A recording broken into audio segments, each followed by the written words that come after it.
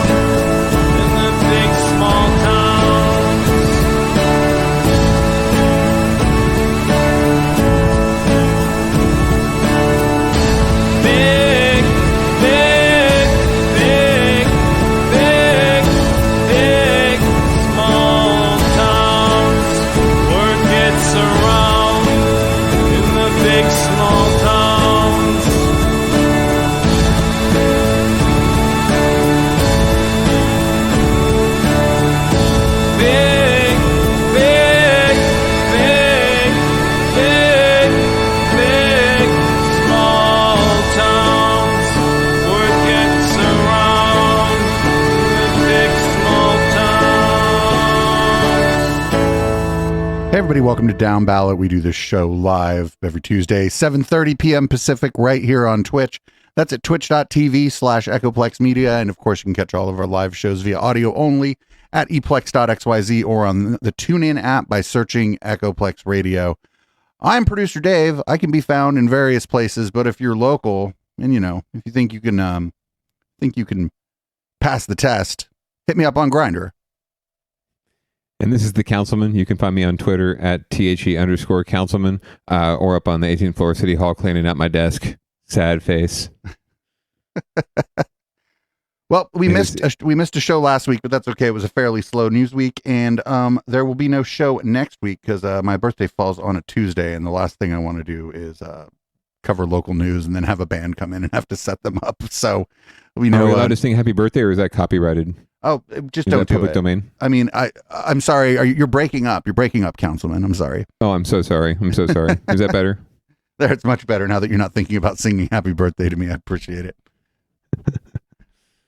Anyway, but I will wish you a happy birthday in advance then, since we're not going to be on the air live next week. And let me know if you have an Elfster or some sort of list. I'd be happy to purchase you something, a gift card maybe to one of your favorite drinking establishments if they do those sort of things. If we go out, we'll let you know. Sounds like a plan. All right. Fly around. Well, we do local news on this show. I don't know if that's good or bad, but it is the thing that we do around here. So it's definitely ugly sometimes. Yeah. What do we have for leading off this week? I do believe a story that you found. It's a heartwarming story about the Billy DeFrank Center, our local LGBTQ plus community center, just down the street from my house, actually. And they hosted a little holiday gathering. So we're gonna learn more about that. Holidays can be a difficult time in the LGBTQ community. Devin Feely talked to the organizer of a special celebration meant to combat the holiday blues. Christmas Day is a big family day, traditionally. And so we have a saying that you can choose your family. Gabrielle Antalovich launched the holiday celebration nearly 30 years ago at the Billy DeFrank Center and says it just filled a much-needed void in the LGBTQ community. Our motto for Christmas Day is, you can choose to be with your people here at the Billy DeFrank Center. Antalovich says members of the LGBTQ community have historically struggled to gain acceptance from family and friends and society in general. The celebration, she says, can be a comfort and a welcome escape from uncomfortable family gatherings. I can usually tell when someone's coming because they had nowhere else to go. So I encourage them to pretend that this was a choice, that they had many choices, and this is the one they chose, so that they could feel good about being here. And the beloved celebration, she says, like the rest of us, is bouncing back post-pandemic. Before COVID, we traditionally had about 200 people, and now that we're coming back, at Thanksgiving Day, we do the same thing, because that's another family trauma. And we had about over 130 people coming and going, floating in and out. In the Billy DeFrank Center's Christmas celebration runs from noon until 3 o'clock in the afternoon tomorrow. Proof of COVID vaccination, though, is required. Fuck yeah. Great idea. Great job. 200 people. That's actually really fabulous turnout. It must be a fun time, I would imagine. That room would be packed. So hopefully they got that many. Yeah. I mean, however many they got, I'm sure it was fine. I'd been to many events at Billy DeFrank Youth Center, and I used to donate my time when they did the gay prom. I would always DJ for free for them when they did the very gay cool. prom here in San Jose. It was a long time ago. It was when people knew who I was as a DJ. Now I'm just like a talk show host that everybody's like, I guess we'll watch this channel again. So back when there was some actual value to your DJing, and you could make it a donation, as opposed to now you have to kind of give it away regardless. I could still demand pay at some events, but certainly not at things like the Caravan or Bike Party. Absolutely. You're pretty fly for a white guy. Oh man, that's good. That's a good story, and I'm glad they're doing the COVID vaccine thing there. That's pretty good. I don't think I'd ever been to a holiday thing there, but I don't have those problems. I know a lot of people do have those family problems, and it's not just queer people. I mean, some people's families just suck, and they're not eating. You don't got to be queer for your family to suck. Yeah, in general, and some folks just don't have any family to go to. So that's fantastic that they do that. So. More power to them. I'll see if I can volunteer some time next year, maybe to help out. That seems like it'd be a good fun time. I'll bring the good wife and the bad baby. We'll make a family excursion out of it. We'll choose our own family. And not only that, it's only noon to 3. So if you wanted to go volunteer or whatever to help out, you could still do your regular family gathering as well. No, it's actually the perfect time. It's right in the middle of when our families would normally be eating, so we could have a legit excuse not to go. we would have options, and we would choose our own family, because sometimes our families can be a little bit much, shall we say. Oh yeah, especially since you had a baby. I bet I don't know, they're all excited and that's nice, but I bet after like the 6th or 7th person, they're just like, oh my God, I'm so glad you had a baby. You're like, oh my God, shut up. It's more that everyone loves babies, and they love to hold babies and to touch babies, and as long as it's not their baby. Right. And then when the baby starts crying, it's like, oh, it's your baby. Here you go. So yeah, it's more like that. And everyone wants a piece of the bad baby. And the bad baby's like, no, man, I'm doing my own thing. Tell the truth.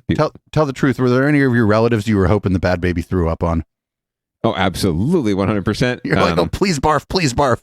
Did the next best thing and just like cried almost instantly on being passed to the person. So that and the person was insistent that they knew how to get the baby to not cry. So like, they would not have at it. Right, like one of my aunts, like, baby starts crying. She's like, here you go. Right, back to dad. She knew what she was doing. Other relative, not so much. Like, I can fix this. So like, anyway, you get parenting, good old parenting tips right here on Downballot as well, not just local news and derp. So tune in every Tuesday at 7:30 live. I mean, for fuck's sake, we have to do something worse than we do the news. So parenting tips would be the one, right? Dadvice. Hashtag Dadvice. Dadvice with the councilman. Well, oh man, there's a show coming. There's another. No. We'll have one listener. Listener.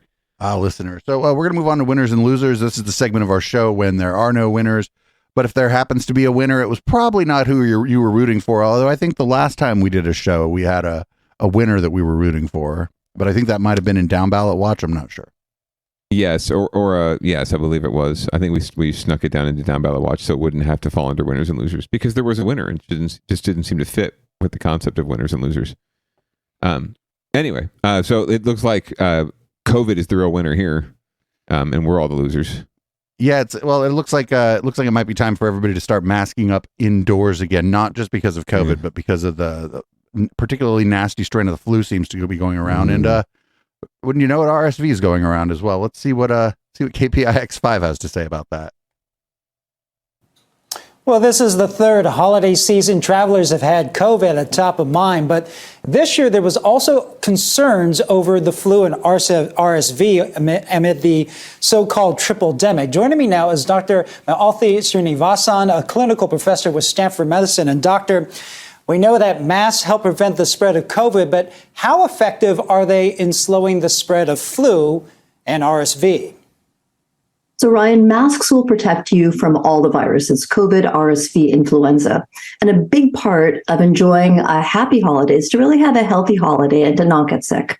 These viruses hitch a ride on your respiratory droplets when we talk or cough. And you want to wear a high quality mask like a surgical mask or a KN95 or N95 mask to really make sure you're protected. But you have to make sure when you wear them that you have actually a good seal around your nose and mouth. And you can do this pretty easily by just taking a deep breath in and out while you're wearing one. Your mask should collapse when you inhale. You shouldn't be able to feel any air around your face when you exhale, and your glasses shouldn't fog up. That's good advice there. And for those flying for the holidays, do you still recommend masking, even though airplanes, they tout those HEPA filtration systems? Oh, definitely. We should be masking. I mean, airplanes have great filtration systems, but it's not enough to protect you from that ill passenger sitting close to you or that baby coughing 2 aisles over. And the travel risk just isn't the flight, but when you're going through the airport, I mean, we've had these weather delays and cancellations over the past week, and there's millions of people who are spending longer time at the airport. So if you don't want to get sick, we should be masking for the 3 C's: close contact, closed environments, and crowded spaces, and really removing our masks for the least amount of time necessary when we're eating or drinking. And do you still recommend getting tested before and after traveling? Because a lot of people are wondering, like, how accurate are those rapid tests these days? Yeah, the rapid tests are very accurate if you test serially. And I think that if you're trying to figure out if you should test, you have to look at your personal risk and the risk to your friends and family. And if you have family at home who are older, or in a high-risk group of COVID deterioration, or you just don't want your family to get COVID, since COVID is the only home test that we have, then you should definitely test in quarantine if you're positive. And the way to test if you're asymptomatic for COVID is to do serial testing. You test the day before you travel, then when you arrive, and then 2 to 3 days later. And I think that if we can do this, at least for COVID, we can enjoy a happy and healthy holiday. Always good advice. Thank you, Dr. Srinivasan from Stanford Healthcare. Thanks for joining us. Happy holidays. It's great to see you, Ryan. As someone in chat mentioned, also in and around the airport and on the plane, there are chemtrails.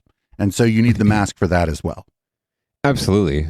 So really just anywhere you're walking or driving or biking or just anywhere, if you're outside, you're going to be exposed to COVID. So just, wear a mask, and the flu and RSV. But, and chemtrails.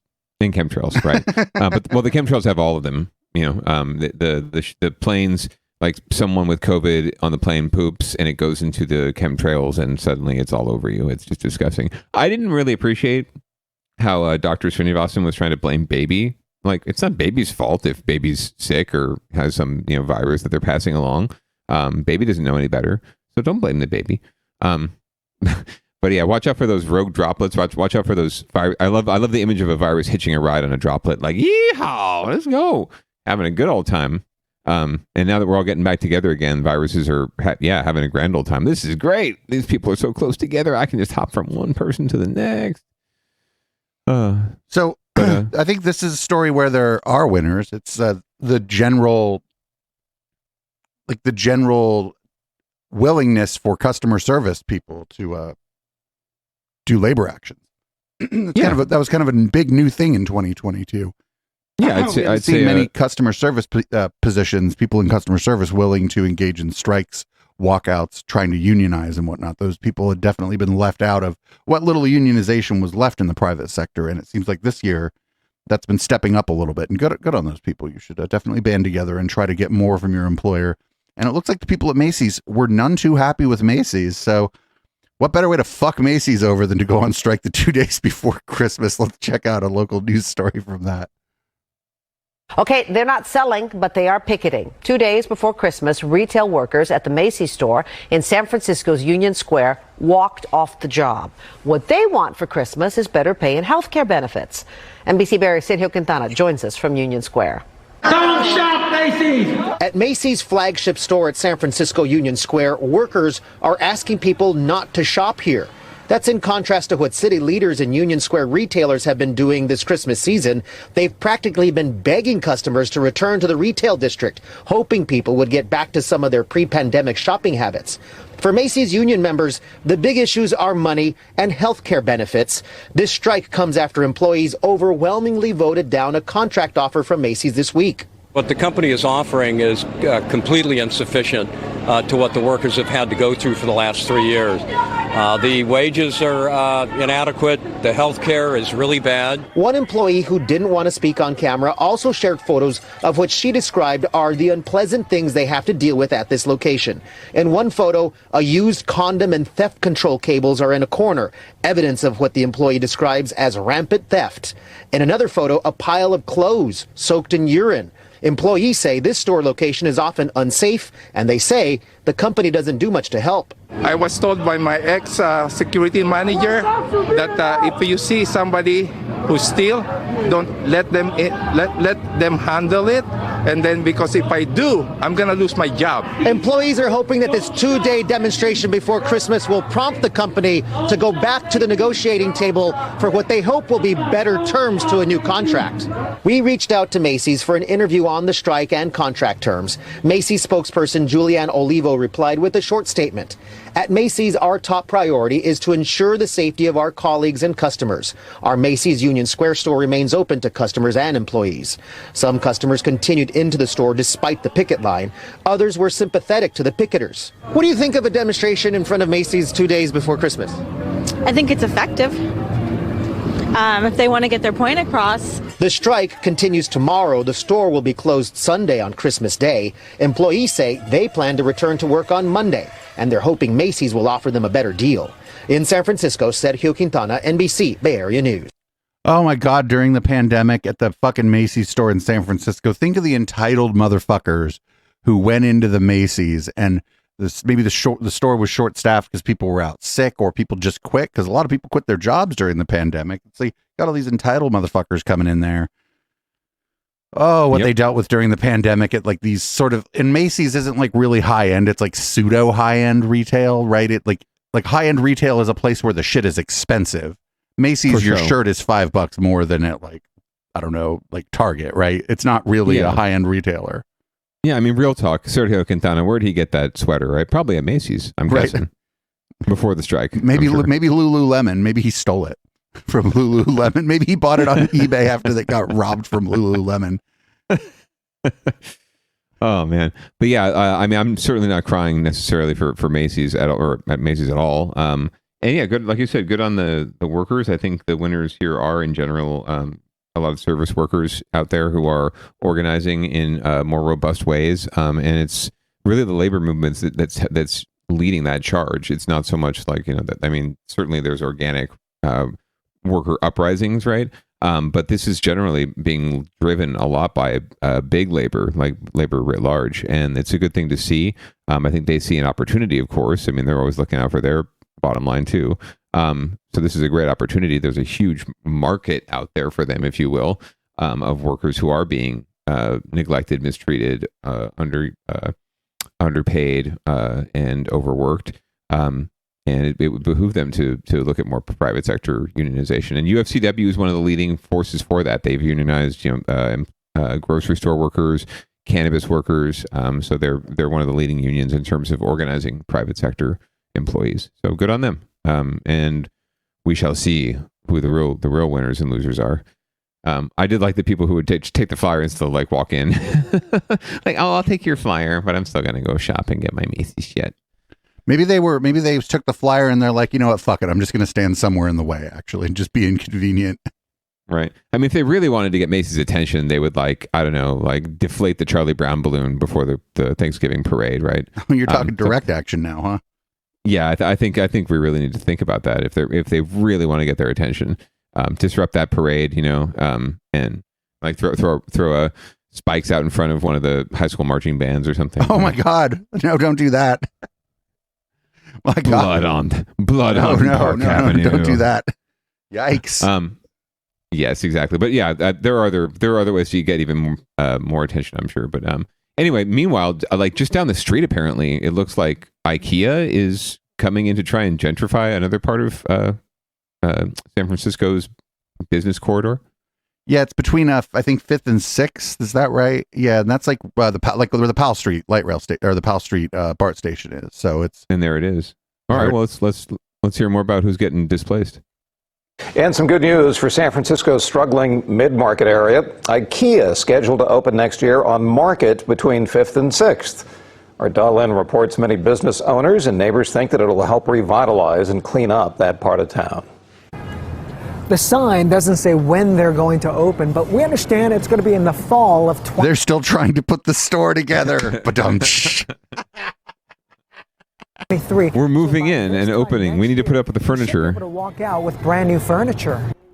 IKEA will anchor this multi-story shopping mall. At around 87,000 square feet, it'll be smaller than the typical IKEA stores. For example, it's about a third of the Emeryville IKEA, which is 274,000 square feet. Even though if it might be a smaller one, hey, that's still drawers I can buy. That's still like shelving I can buy. Neighbor Adrian Tafoy. I mean, that's what you say until you try to put it together, buddy. 6th Street. He says aside from the convenience, it'll help push the crime away. To be able to have just a little bit more cleaner streets, instead of some people, drug dealing on the side. Neighbors say there's a lot of open drug use and drug dealing on 6th Street, and it spills. Like here, get B-roll of dark people doing drugs. Owner Tootsie Adekari agrees. Drugs Fentanyl are major problems in the area. His restaurant is right across the street from the new IKEA.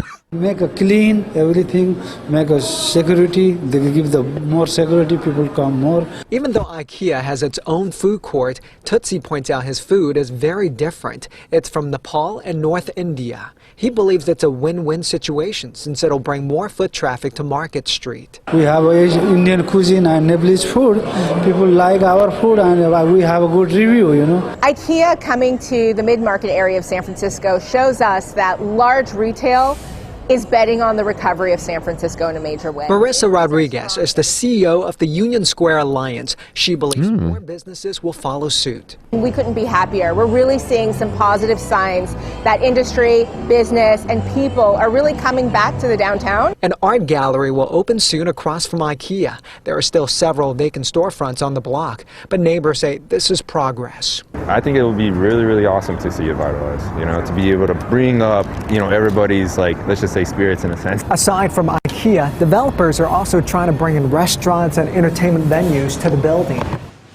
IKEA already has 2 stores in the Bay Area, in Emeryville and East Palo Alto. They've been working to open a store in Dublin as well, but there's no timeline on that Dublin opening. All right, thanks.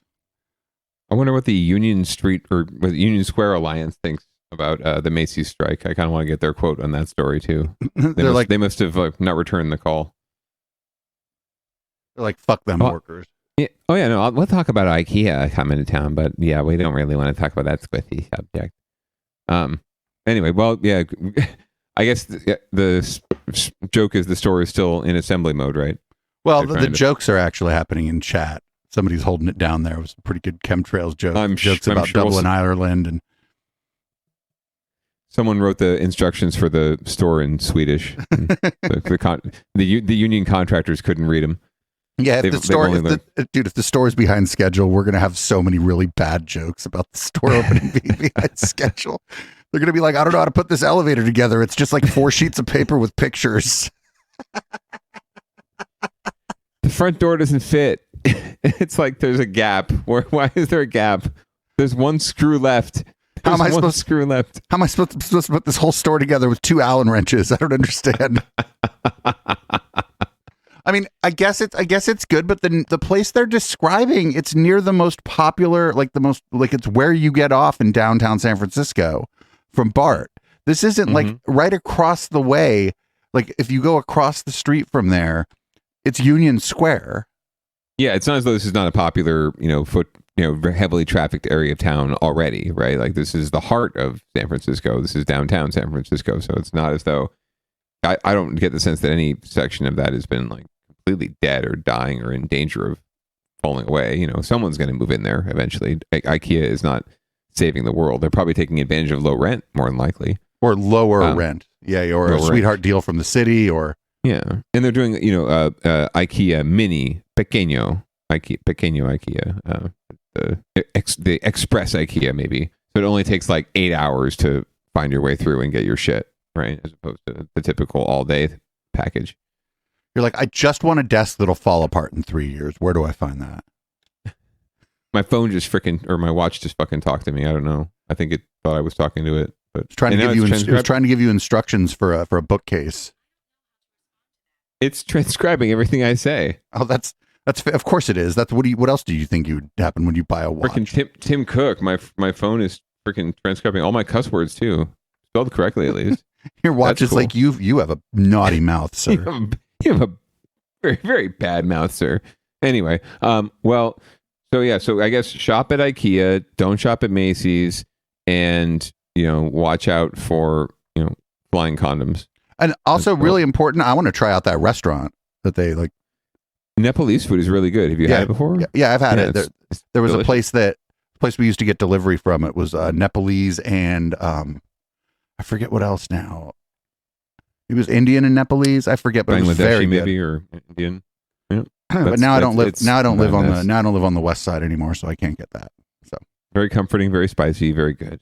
So up next they had mentioned Dublin, but right next to Dublin is San Ramon, and this is, I guess, don't go to the fucking In-N-Out in San Ramon because this kind of weird shit will happen to you. You're just filming yourself eating? Yeah. You're weird homosexual. What?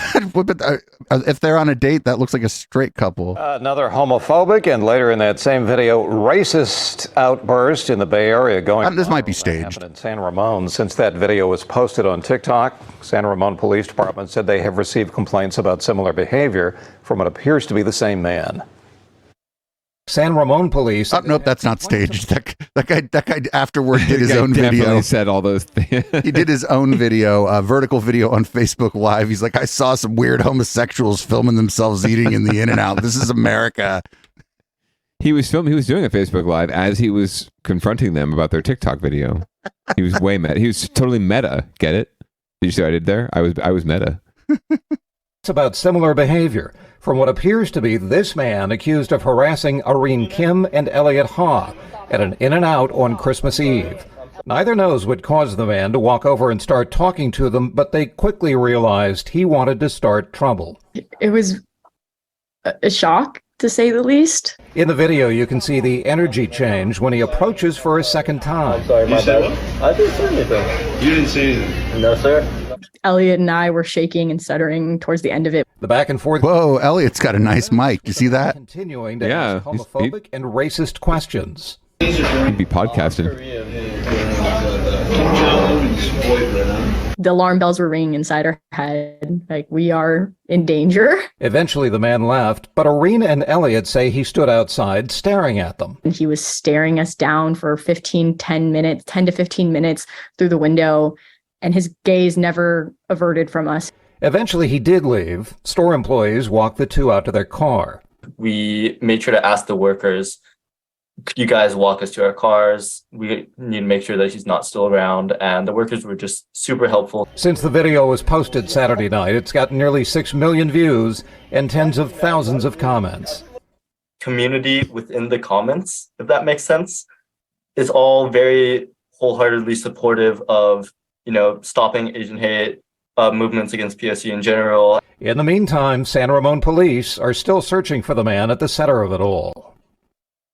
Looks like that guy Josh from Oreo Express, who we cover on another show. Looks like really? a dead ringer for Josh from Oreo Express.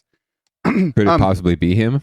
Maybe the guy's from Fresno. No, I don't think so. I don't think it looks okay. I'd say it looks a little like him. Like the bells are going off. Yeah. It's weird. Are you Kim Jong-un's boyfriend? Is Kim Jong-un gay? I don't know. My impression is that they were on a date. Yeah, I mean, they're friends, quote unquote, but whatever. I mean, yeah, they're especially having animal style fries. You're going to interrupt people while they're eating animal style fries. That's like a sacred moment right there. That's almost like it's not like the Eucharist. Okay, fine, but still, it's close. Anyway, yeah, I don't know that this was staged or not, but I do know that the young lady definitely prepared for her on-camera hit after the event. But yeah, it looked like just another wackadoo who's saying wackadoo things. I was skeptical until they said, actually, we've heard of this guy doing this before, and then they showed a picture of the guy, and I'm like, nope, this is real. Yeah, it's definitely with that car. Yeah, that guy with the silver Mustang or whatever. Bitchin' Camaro. That guy. He's got a bitchin' Camaro. That's what it is, David. I got a bitchin' Trans Am out in the driveway. What I did notice, and I notice this all the time, is a homeboy had a microphone for a podcast setup, but it was clearly his laptop microphone that you were hearing on the call. Fucking really missed opportunity. Sad reacts only. Oh man, yeah. We have a follow up. We have a follow up. Ooh. Looks like they're outside of the same In-N-Out. Probably went to meet the news there. I don't know. Maybe they were like, you know what? Let's go find this guy. Fuck around and find out. Anyway, here's a follow up on that story. Let's see what happens here. Oh, is he couple targeted in? Yep, they were on a date. Yeah. There are some new developments in the racist and homophobic harassment that happened Christmas Eve at a San Ramon In-N-Out. Kim Jong-un's boyfriend, huh? You're Kim Jong-un's boyfriend? Whoa. Anyways, you can try the fry. Elliot Ha and Irene Kim were making a food review video when a man just started insulting and then threatening them. Now San Ramon police say they've arrested the suspect for violating California hate crime laws. Betty Yu talked to the victims tonight. Irene Kim and Elliot Ha came back to this same In-N-Out on Monday for burgers and fries, and they said they felt safe eating here. I spoke with them shortly after they gave their statements to the San Ramon Police Department. I'm gonna get spit in your face and it's a Filipino. What's a Filipino? Why were you acting mad? Dude, we could get assaulted. In a 3-minute TikTok that now has more than 10 million views, Irene Kim and Only in San Ramon. Racist and homophobic rants from a man who approached them while they were filming themselves eating items off the secret menu at In-N-Out. Anyways, you can try the frog. In less than 48 hours, San Ramon police announced that they've arrested 40-year-old Jordan Douglas Craw of Denver, Colorado. He's been charged with 2 counts of committing a hate crime. A lot of people are commenting originally, like, why didn't you call the police in that moment? And I think for us, like, especially for a lot of people of color, a lot of Asian Americans that go through hate crimes, like, I've been verbally assaulted on more than one occasion, not to the degree that man went to, but you know, like, most of the time you don't think that someone will ever really take you seriously. And when we were talking to the police earlier today, one thing that they mentioned that kind of stuck with me is nothing is too small to be reported, because they would rather be glad to get the call and figure out that it really is nothing rather than have it actually be something. Irene said someone recognized the suspect at a San Ramon Target and called police, who arrested him shortly after on Monday. It is mildly... I want to see the video of what he did to the poor people at Target. Everyone did they tow his bitch in Camaro? Positive people, because that's, you know, not the world that we live in. But for him, you know, I do hope that he finds, like, the help that he does need. And before his arrest, police said they received complaints about similar behavior from what appears to be the same man. Irene said she was contacted by another victim who had a run-in with the suspect on Christmas Day.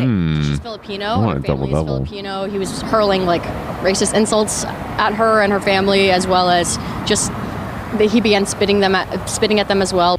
Irene added that she was careful not to respond to the man in an aggressive way. When he was outside into the parking lot, I wasn't sure if he was going to his car to get a weapon or get a gun or get a knife. And, you know, in the world that we live in, sadly, that is something that we have to be, or the country that we live in, that is something that we have to be concerned about. I like her correction there. So grateful for all the support they have gotten. While they were in line today, in fact, another customer surprised them by paying for their food. Oh, you didn't even put that other customer on the news. That other customer was trying to get TikTok famous for paying for those people's food. You know, when you go around doing that to people, like, there's a difference. Like, and I talk about this kind of a lot, mostly on Twitter, is you go around and you do that to enough people in the real world, and eventually somebody's your fucking huckleberry, right?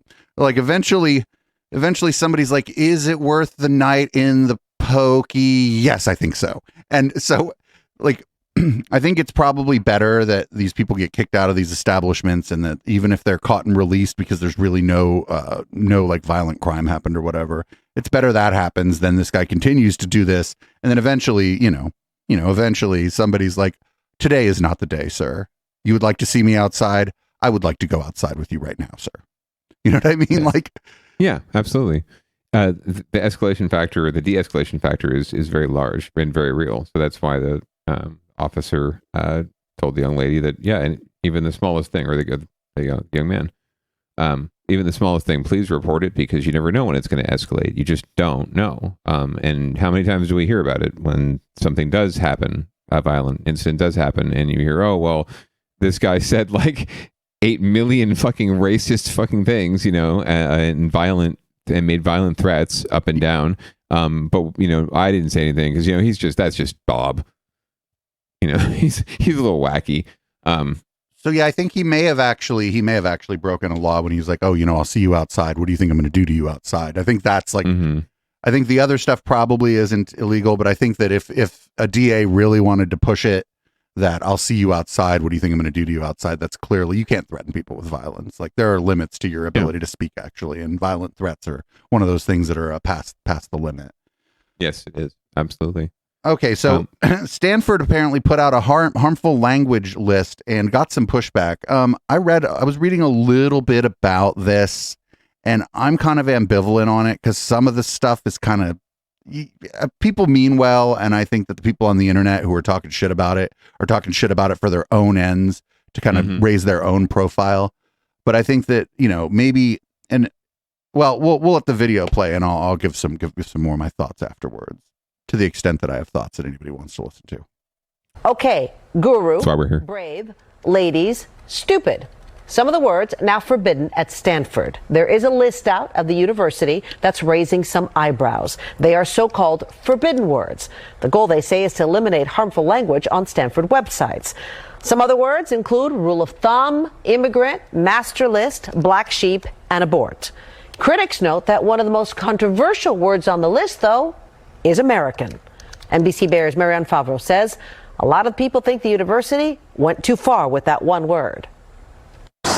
Vietnam veteran Louis Agrant Sr. of San Jose says he's stunned to hear Stanford put American on a harmful language list. When you go to war and you're out there in the battlefield and you're not thinking about being a U.S. citizen, you're thinking about what you are in your heart, and we're all Americans, and we should be proud of that. Stanford says its controversial word list is part of an initiative to eliminate harmful language, specifically in internal communication among the school's IT community.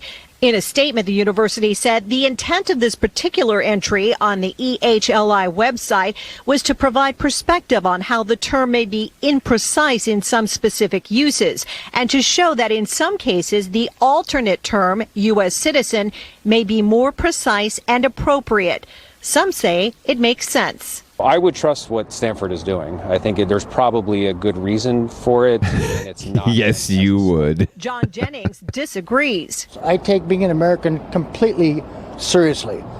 And yes, you would. Having so many less freedoms in other parts of the world, USA has much freedom. So it just is hurtful to me that U.S. citizen, what is that? Doesn't even mean anything to me. Well, at least for that, we'll take the small victory where we can get it there that he doesn't give a fuck if you're a U.S. citizen or not, right? We'll take the small victory there. And through. Maria Roskovic was born in Australia, lived in Canada, and just became an American citizen this month. Yay. She says the word American has special meaning to her, and she'll continue to use it. I became an American citizen. I'm an American, and I don't have any negative meaning associated with that word.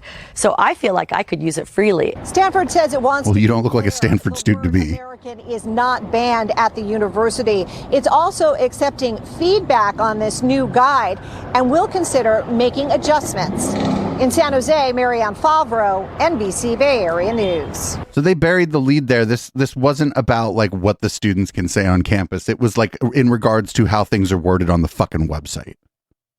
Pretty much, yeah. And it seemed like a IT department decision and policy and experiment, really, and not necessarily a campus-wide decree. Didn't seem like it was something that was issued from the trustees, right? Or I'm sure they probably didn't even know about it. It was probably an intra-department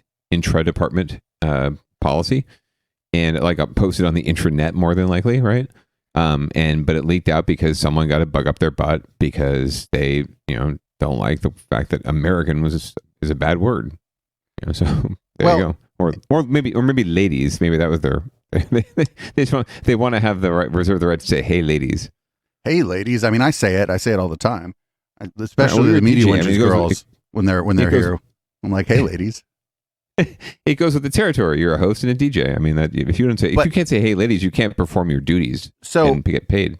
This is like this is almost like a style guide. Like when they give a style guide to a journalist for writing a story. This is like a style guide for writing things on the website or writing emails that go out to staff or the students or whatever. You follow this style guide. This isn't like the fucking thought police going around the campus telling people not to say the word American. Like that's not what's happening, and it's being. The news did, as we say all the time, the news did a shitty job by mentioning that almost as an aside, like that it wasn't that the story wasn't that Stanford had banned these words. Well, no, it sounds to me like it was like, hey, when you build the website, try to avoid using these words. Use these words instead because they're more precise. So what? It might avoid unintentional misconstruation. Well, yeah, it's Palo Alto, and Stanford being Stanford, and Palo Alto being Palo Alto. So not surprising that anything's controversial in Palo Alto. Speaking of which, the FTX founder, I'm not going to say his name. Of course. Fuck this guy. The FTX founder somehow came up with $250 million for bond, even though he said he had less than $100,000 to his name, and after defrauding people to the tune of fucking billions of dollars, like putting Theranos to shame here. Also didn't defraud Henry Kissinger out of one fucking penny, which is disappointing. Gets to go on house arrest at his parents' Palo Alto home. Come on. His parents, who are also, by the way, Stanford professors, I think. We'll find out more in a second. Oh, and they're knee deep in this shit too. We're going to find that out going forward. Home detention and a record bail to leave jail. Those are the terms the judge set today when agreeing to allow Sam Bankman-Fried to leave jail as he awaits trial on massive fraud charges. The deal means that the man, who some have dubbed the devil in nerd clothes, will soon arrive in Palo Alto to stay with his parents. As our business and tech reporter Scott Budman found, the neighborhood is already anticipating the arrival of the disgraced king of crypto. Barriers are going up a few blocks from Sam Bankman-Fried's family home. What the fuck? The police are like, here, actually, we'll provide you security too. Don't worry about it. They're being put up by school security in anticipation of Bankman-Fried moving back home. But this is not a happy homecoming. As part of a bail deal reached today, Bankman-Fried has to stay in his parents' home as he awaits trial on multiple counts of investor fraud. He also had to post a $250 million bond, the largest in U.S. history. If you look up privilege in the Stanford Dictionary, I believe today there's a picture of Sam Bankman-Fried. And those watching that guy was waiting all day to say that on the news. A month. Say the new barricades and other measures are not just to keep the press away. Sam Bankman-Fried was involved in the crypto space. Let's be very, very honest and very transparent. There are some bad dudes in the crypto space. And if I lived anywhere near Sam Bankman-Fried's parents, I would get some cameras. As for those who hang out near Stanford, they're not too happy to hear Bankman-Fried is headed home. Grifter's going to grift, you know, like he's coming here. There's lots of money here. He's going to come here and try to probably get more money to help whatever sad defense he's going to have. His next arraignment is set for January 3rd. Also adding to the likely case against Bankman-Fried, two of his fellow executives at FTX have pleaded guilty to criminal charges of fraud, and we are told are cooperating with the federal government. In Palo Alto, Scott Budman, NBC, Bay Area News. I like how that guy's like, I don't want him coming here. He's got to rip more rich people off. Except for Henry Kissinger, which is, again, I agree, a disappointment. He just could have, I mean, he took all that money from all those people. He could have taken at least 50 grand from Henry Kissinger. Or like a Rumsfeld or, someone, some like a Bush, a Trump, exactly, like some sort of war prophecy. Even a Clinton would have been good. Right. Or one of those, Blackwater, Whitewater, whatever. Those, corrupt motherfuckers. Ooh, a DeVos. Anyway. If you would have taken money from Betsy DeVos. DeVos. There you go. That's what I'm talking about. The DeVos family. That's right.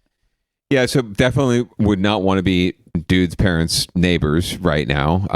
I could totally imagine, like, if this happened, like, this is like next door to my mom's. I can absolutely imagine what would happen. But that's going to be kind of freaky deaky, just seeing police setting up, security or campus security around your neighborhood all of a sudden. He used to mow the yard. He was such a nice boy. I think his parents actually live on campus. Like they live on campus staff absolutely. Housing. And I'm actually surprised that the university was like, yeah, sure, go ahead. Like, this is totally cool. Yeah. You'd think the university, their list of banned words should have been FTX, Sam Bankman-Fried. Has to be something in their tenure. They're tenured, there's got to be something in their contract with it. It's maybe if it's campus housing, or maybe it's a home that they purchase from the campus, and there's a contract that says we can do what we want. And if our son is arrested for many counts of fraud and defrauding people out of billions of dollars, we reserve the right to have him stay at home while he's awaiting trial. And crypto gangsters from around the world are coming to try to assassinate him. I'm not that guy who's like, oh, the crypto people are scary. It's like, dude, those people don't even turn off their computer. Don't worry about those people. Well, that guy's worried about those people. Just go on Twitter and try to sell you a JPEG for fucking $50,000, and they're like, to the moon with the Dogecoin. It's like, dude, get out of here. They're all just busy. They're all just busy simping for Elon Musk right now. They're not going to do anything. Well, at least we know that the trial will probably get going quicker because there's going to be more room because one of the courtrooms is going to be taken up with a new trial for Scott Peterson. It looks like. Yeah, here we go. Scott Peterson did not get a new trial. Yay! People don't know, but that was the trial was in San Mateo County, right, just up 101 a little piece from us here. So. Today, a San Mateo County judge dealing Scott Peterson's legal team a major blow, ruling he won't be given a new trial. Peterson's attorneys had argued juror number 7, Rochelle Nice, lied so she could get on the high-profile case's original jury. The judge said there really is no showing of bias here. Peterson got a fair trial. In today's ruling, the judge concluded that juror number 7's responses were not motivated by pre-existing or improper bias against Peterson, but instead were the result of a combination of good faith misunderstanding of the questions and sloppiness in answering. The judge found that she was credible, that if this juror had very strong feelings about the case, which she did, those were feelings that arose entirely from the juror hearing the evidence. Peterson, who is 50 now, was convicted of killing his wife, Lacey Peterson, and their unborn child, and dumping them into the bay on Christmas Eve 2002. Peterson was moved off death row in October this year after the state Supreme Court overturned his death sentence, but not his conviction. So what's next? He won't be able to appeal today's ruling on the state level. Legal analyst Dean Johnson says Peterson will now likely try to get his conviction overturned in federal court, but says it'll be difficult to do and take many years. Bottom line is, when Scott Peterson gets to federal court, he will be raising some, but not all of the issues that were raised in the state court. For now, Peterson will continue to serve a life sentence at Mule Creek State Prison east of Sacramento. Ian Cole, NBC Bay Area News. They're talking about an appeal to federal court. The odds that I think it would be with the Ninth Circuit that's around here would even take this up are like really, really slim. They don't tend to interfere in like convictions for like violent state crimes. They just tend not to interfere. It's like separate. That's supposed to be separate, right? Like the state has its own legal system. This guy didn't commit any federal crimes. So the odds that the federal court's going to get involved are like almost zero. Not that he shouldn't try. I mean, whatever. Like if he's still got money and his lawyers are still able to bill, I say bill this guy, bill this guy's family. Fuck it. Yeah, it's losers all around. I mean, the only real winner here is Justice and Lacey and the unborn child, but they're dead, so they're not really winning anything anymore. So yeah, it's nothing but losers in that situation. And hopefully he loses that again, and no one listens to him, and he gets to stay at Mule Creek forever. Although, prefer him being at San Quentin. They showed like stock footage of San Quentin. I think he'd be much better suited there with the rats and the cockroaches and I have strong feelings about that. I don't think that anybody should be in the conditions that San Quentin is providing. I don't care what you did. Oh, well, I mean, I would agree with you there. Yes. And with all the better angels of my nature. But for this particular guy. Yeah, the real winners are his defense team, who are probably billing him at $300 an hour. Cha-ching. Dude, we are definitely in the wrong professions, no matter what we're doing. Me for sure. Anyway, right. Los Gatos, get your shit together. This is like, I can't believe, like, this doesn't seem like a Los Gatos thing. I thought the rich people in Los Gatos ran the show, and the city isn't like really inclined to stop them from doing things. This is dumb. We're gonna watch this video here, and I'm gonna tell you why it's dumb. A South Bay family spent big bucks and countless hours making this holiday display a very unique one. Yeah, this is a life-size version of the Polar Express. But just before they welcomed the community to visit, it was nearly sidelined because of code restrictions. NBC Bay Area's Marianne Favreau shows us how the neighborhood came together to help save it. All aboard the Polar Express. Since mid-December, about 700 people a night from all over the Bay. Lady, what's in those Solo cups? Right? To see Eggnog. this holiday display. The Polar Express made a stop in the South Bay this holiday season. Not only is there a life-size replica of the steam engine from the beloved children's book and movie, but you can also climb aboard a train car, have a seat, and enjoy your own hot chocolate experience. This Polar Express car is one of the goodest cars you would ever see. Oh my God, I love Parents him. appreciate the attention to detail. And it looks like the real thing if you watch the movie. It's incredible. You can just walk through, sit down, pretend you're having some hot chocolate. These guys love it. For the Mack family, It's who owns a pretend construction hot business, chocolate. creating this holiday magic in front of their Flint Ridge Drive home in Los Gatos is a labor of love. They started working on the project in November, meticulously recreating models and investing more than $20,000 to build both trains. I want to do something nice for the community. In addition to the steam engine, kids also enjoyed seeing reindeer, a Whoville display, and chasing snow. I saw you playing out here in the snow. What do you like about that? I got to eat it and get it out of my hand. But the Mack family says this display was almost sidelined when the town told them they had to take it down because of concerns the train car was taking up too much space on the street. So they started a community petition. We just wanted to kind of get the word out that, we worked really hard on this and we were really excited about it and we wanted to be able to share it with everybody. And so we were so sad that there would be potential that we wouldn't be able to. So we started the Change.org petition and we had, I think, 645 signatures. The town agreed to allow this train car to stay put until December 31st, keeping the display on track and creating a new holiday destination for hundreds of families. After the holidays, the Mack family plans to donate this train to a community group that can use it.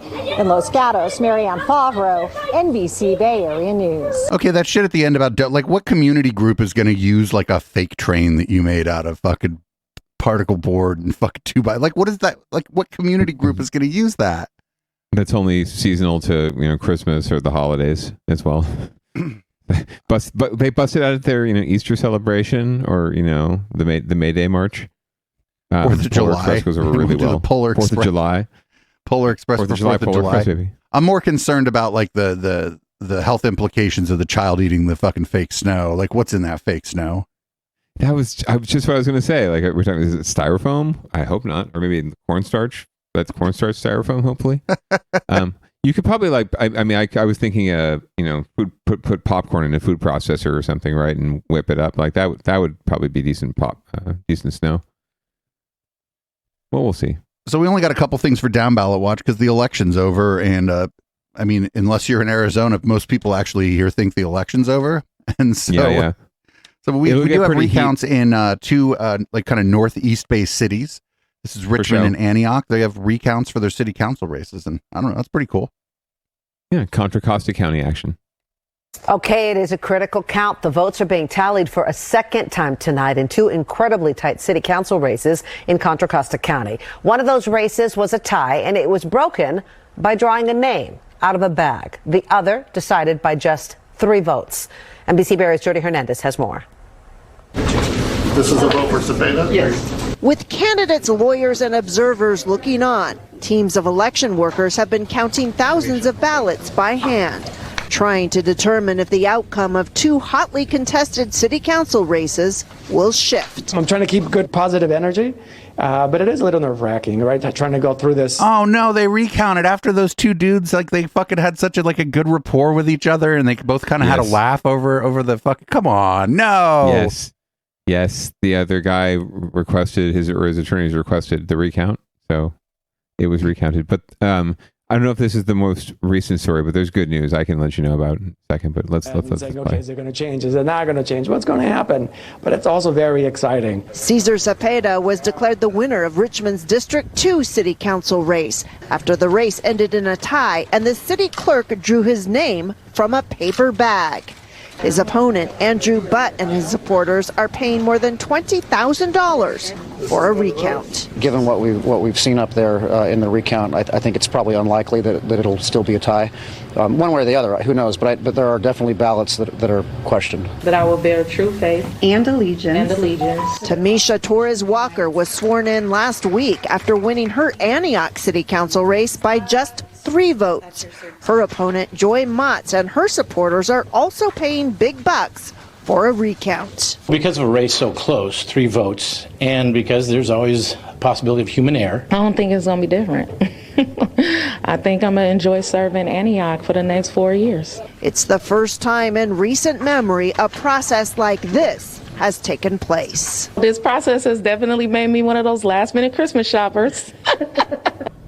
The results of the recount are expected to be announced tomorrow once all the ballots are counted and the questionable ones reviewed. But it may not be the end of it. Candidates in both of the contested races have indicated, depending on the outcome, they may pursue other challenges. In Contra Costa County, I'm Jody Hernandez, NBC Bay Area News. Oh no! Oh no! So you said you have good news? Yes, in the first race, actually, Richmond. So Mr. Cepeda actually came out on top in the recount. Wouldn't you know? So he won by, I think, 1 vote in the recount. So screw you, Mr. Butt, for paying $20,000. You now get to pay $20,000 for a recount that you lost. So now you don't even have the honor of losing a fair and square name draw out of a bag. You get to be the sore loser who paid $20,000 for a recount that proved that the other guy won. Actually, I think it might have been by 3 votes. It might have swung quite a bit. And he even alluded to it. He said, "I think there will be a clear winner. That's the good news, no matter what happens." And it's like, I don't know. I would kind of want to have $20,000 and my pride, but that's me. And do you know what happened in the other race? Yes, and the lady who had the new councilwoman-elect who had all the confidence was right to have the confidence because she was elected, and the recount proved it. So there you go. Very nice. Speaking of recounts, though, people just can't get over ranked choice voting, and they can't get over, especially when it seems they can't get over it when it gives victory to an AAPI candidate. I'm just saying, it happened the last time, and everyone freaked out. No one freaked out over Libby Schaaf. So let's learn more about who's getting their panties in a bunch over the ranked choice voting in the Oakland mayor's race. $21,000 a day. That's what a recount in the Oakland mayoral election could cost, and that cost would have to be paid by the group requesting it. But the NAACP says it's a fee the county should be paying for a second look at what they claim is a poorly explained election that's impacted seniors in the city. I got to make all these choices. Now I'm confused as hell, and I'm trying to explain this to my neighbors. Today on the deadline to request and pay for the recount, the Oakland NAACP went to the Alameda County Voter of Registrar's office to say they believe confusion over ranked choice voting led to thousands of voters to select more than one candidate in the same ranking or submit ballots with no rankings at all. Alameda County Registrar Office, we are asking you to pay the fee. These are taxpayers. They pay your salary. Taxpayers, seniors that march for us to vote. Ranked choice voting has been debated in Oakland for years. Mayoral candidate Seneca Scott believes voters were once again misinformed when they went to the polls. It should trigger an automatic recount after the amount of miseducation done by elected officials and the city clerk's office in the election that was decided by just over 0.5%. Sheng Tao won by less than 700 votes over Lauren Taylor. Taylor has not asked for a recount, and Mayor-elect Sheng Tao explained in a statement that if anyone wanted to fund a recount, she would welcome it. We just think that to satisfy these seniors and probably others, the recount needs to happen. With no payment, Tim Dupree from the county says the recount is forfeited, saying the election doesn't warrant an automatic recount and that the state election code prevents the county from paying for it. And we'll take those concerns and we'll talk with the city of Oakland as well, who's the election official for this race, and we'll evaluate what we can do to address some of these concerns. In Oakland, Valina Jones, NBC Bay Area News. Now, if the guy who lost doesn't want to recount, if I remember correctly, the guy who lost was like super gracious and cool. Like when we did our kind of a local roundup, he was like, I look forward to working with the mayor in any way I can. He was like super cool, cool, and seemed to like genuinely like his opponent. So I don't get it. Yeah, they're council colleagues and they got along, shared a lot of values. So it was going to be a win-win no matter who of them came out, it seemed like. And yeah, Councilmember Taylor was very amicable and conceded the race. And at the end of the day, a recount is not going to swing a 768 vote or whatever it was margin. That's just not going to happen. A dozen votes here and there, sure. Even with the way ranked choice voting works, it's not going to sway enough to swing that election. So go for it, pay for it. I feel bad if folks feel that they were misled or confused about how to vote, right, and what ranked choice voting is. I mean, you've had it in that city. It's not as though this is the very first election. And if we're talking about seniors, what are you doing in terms of your organizing? If there were so many seniors who don't understand ranked choice voting, now that you've had it for how many, 16 years or 12 years, I don't know how many cycles, you should. Any organizers and any community groups worth their salt would be out there mobilizing and informing people and making sure everyone, and seniors especially, know what they're doing in terms of voting, right? So I'm surprised that they're surprised. And I think that the messaging, my messaging would be like, if any of this doesn't make sense to you, just pick one. On the first one, just pick one. If none of this makes sense, at least pick the person you'd like to win. Yes. Yeah, you can single shot. You can just go one. That's it. You don't have to rank them one through whatever. You can just rank one, and that's it. Right. And a lot of people did. Councilmember Taylor did win the majority of the first place votes, right? Or the majority, the most first place votes. Sorry, the plurality of the first place votes. And Cheng Tao won in the ranked choice reapportionment, basically. Right. Because she ended up being more popular amongst a broader swath of people. There's another system, and I don't want to spend too much time on this. There's another system called approval voting, where you just check all that you think are good, and then whoever gets the most of those wins. But there you go. Like I'm cool with this person. Yeah. I'm cool with this person. But regardless, if the person who didn't win, if the person who came in second isn't calling for the recall, in fact, I would set up the recall so that the person who came closest is the only person. Like, then they can bring in outside groups to help them. But I would set it up so that if the person who got second place doesn't call for the recall, then there's no fucking recall. Yeah, it should be candidate only. That's a really good reform. That would be a really good reform if you're talking about how to reduce the number of recounts. Ensure that it's only the candidate can request it. Now, granted, the other two cases, it would have been, it was the candidates requesting it and paying for it, by the way. There actually was another, just on a side note before we move on to another thing, there was another case in Sunnyvale that's still sort of in doubt or whatever. I don't know what you call it, but a city council race. You might recall where I mentioned it was a dead heat, and then it was a tie, and a recount was requested after I think the one candidate went ahead by one vote, so the other candidate requested a recount. This is the second hand recount, turned out a tie. So they are now going to figure out what the process is going to be for determining how the tie is broken. Are they drawing names out of the hat, flipping a coin, whatever? But it's really up in the air in terms of who's paying for it, because the law says that the petitioner pays for it if it doesn't materially change the outcome of the race. Well, in this case, it created a tie, which hasn't necessarily changed the outcome of the race yet. So we'll find out, if once the tie is broken, if he loses, more than likely he's going to have to pay. But if he wins, he doesn't have to pay, and the city pays for the recount. So very interesting. So hopefully that'll hit local news. We'll have some video of that soon, as well as a lot of other shenanigans happening in San Jose on the near horizon as we appoint new council members.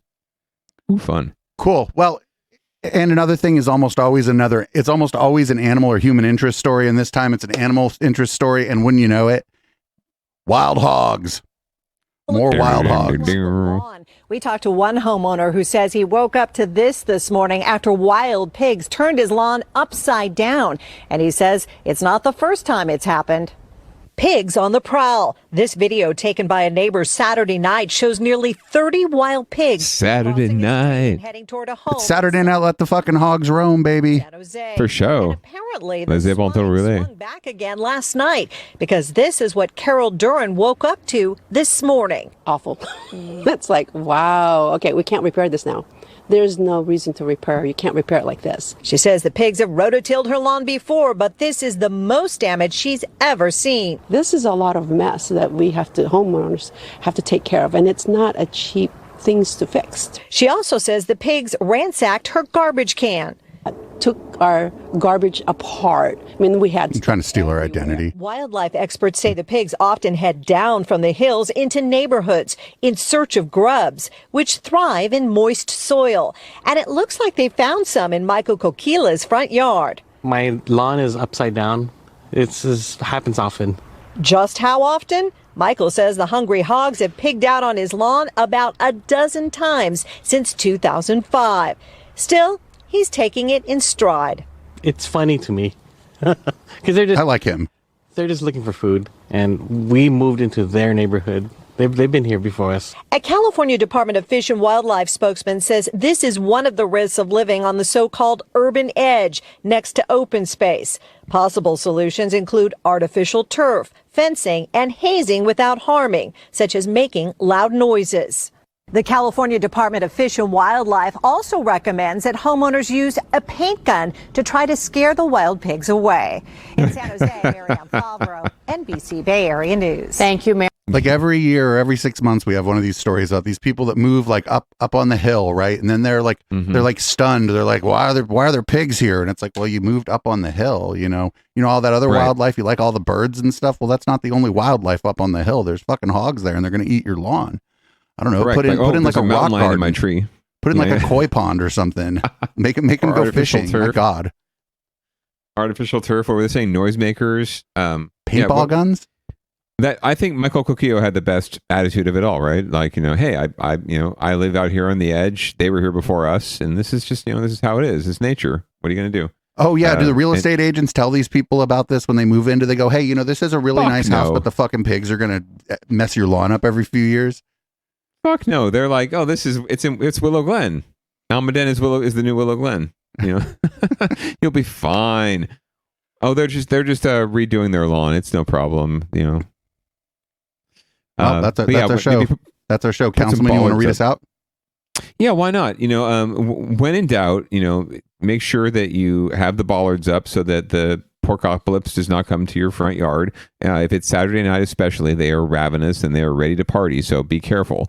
And I do advise you to continue to get vaccinated. As we've already heard, it's very dangerous out there. So do that. Wear a mask when you're not eating and you're anywhere near other people. And if you can wear pants, that's great, but it's totally optional.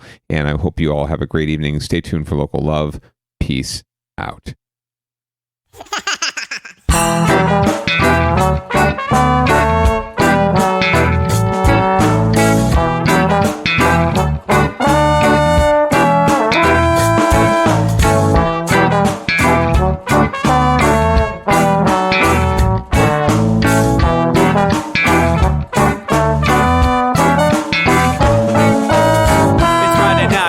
Time to get the party started. Pick up my phone just to check and see who's calling. Dress up real nice for the ladies at the bar, and I'm driving in my car just to get to where they are. Here at the local scene is where I plant my feet. It's where I smoke my cigarette and I hold my drink. I look at all my friends, they're all blazing green. Here at the front of the stage waiting for MTV. Where are those guys who's standing next to me with a pipe in his hand ready to play for me? About 5 minutes later we're all singing Queen. I get the fuck up on stage, man, like the scene, yeah. We do what we want, and what we want is to jam. So sit back and enjoy the band. We do what we want, and what we want is to jam. So sit back and enjoy the band. Enjoy that band. I turn and head back to the bar for a refill, man, because you know where we are. We're headed out to the car to smoke another one and another one. Now just when the magic starts kicking in, I hear relapse playing, it's time to head in. Alright everybody, now it's time to grab a new drink. Spark it if you got it and then pass it to me, yeah. We do what we want, and what we want is to jam. So sit back and enjoy the band. We do what we want to do, and what we want is to jam. So sit back and enjoy the band. Enjoy that band. Last up on the bill for the show tonight is Down and Dirty at 5, so we're headed out outside to spark up another joint. Now who's got my lighter? Stoner E, of course. Shouldn't you be inside? I'm all up in this bitch, being who I gotta be. I'm fucked up like the U.S. economy. The truth is that I don't think logically. Stoner E take you on a psychedelic odyssey. Now inside motherfuckers is rockin' me, and outside shit we smoke a lot of broccoli. Rocky the roller, yo, that sexy girl be jockin' me. Ain't too drunk to fuck, but I'll probably do it sloppily. We do what we want, what we wanna do, and what we want is to jam. So sit back and enjoy the band. Enjoy the band, enjoy the band. We do what we want, what we wanna do, and what we want is to jam. So sit back and enjoy the band.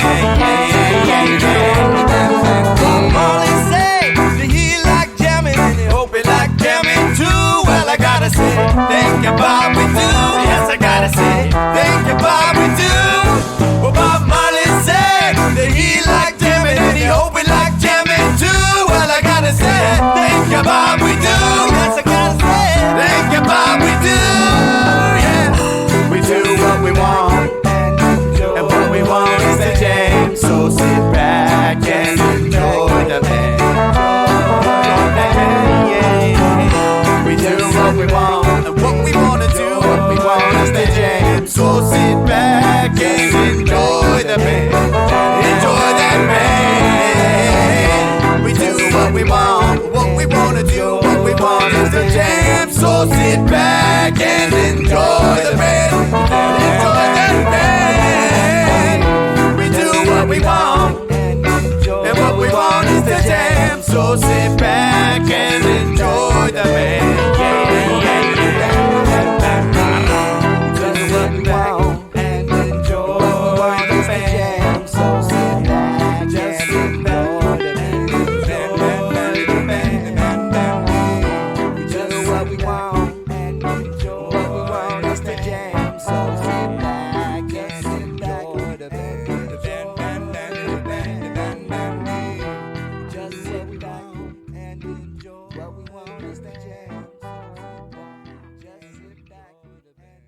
Sunday, Sunday, Sunday, right here on twitch.tv/Echoplex Media.